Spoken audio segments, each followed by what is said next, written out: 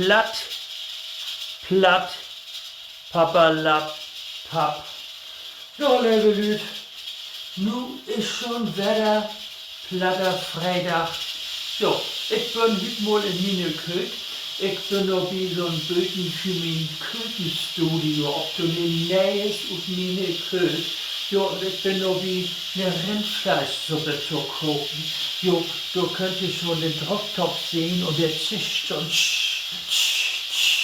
Nicht? Und eine Viertelstunde, dann ist das Fleisch schon fertig. Ja. Und dann kann das wieder gehen. Ja, das ist heute so, womit ich mich nur so beschäftigen, so am Plattenfreitag. Man hätte ja sonst nichts anderes zu tun. Das Hus ist sauber, ja, das ist reinmutig, ja, das will man mehr.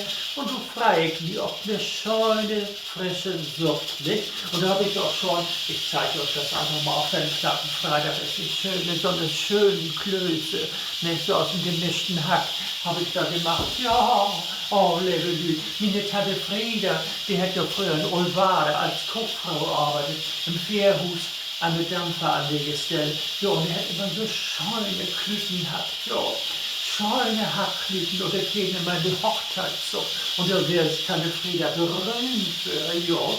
Und nun bin ich berühmt hier in meine Küche und beim Plattenfreiter und kickt ja auch mal Nähes und meine Küche an, CPRs Küchenstudio. Und ihr könnt all meine Videos könnt ihr auch teilen. Jo, ihr könnt ja noch mal berühmt werden und ganz groß kommen. Jo, und nun denke ich einfach mal platt, platt, pappalapapp und was geht wieder an und wünsche schon schönes Weekend. Tschüss.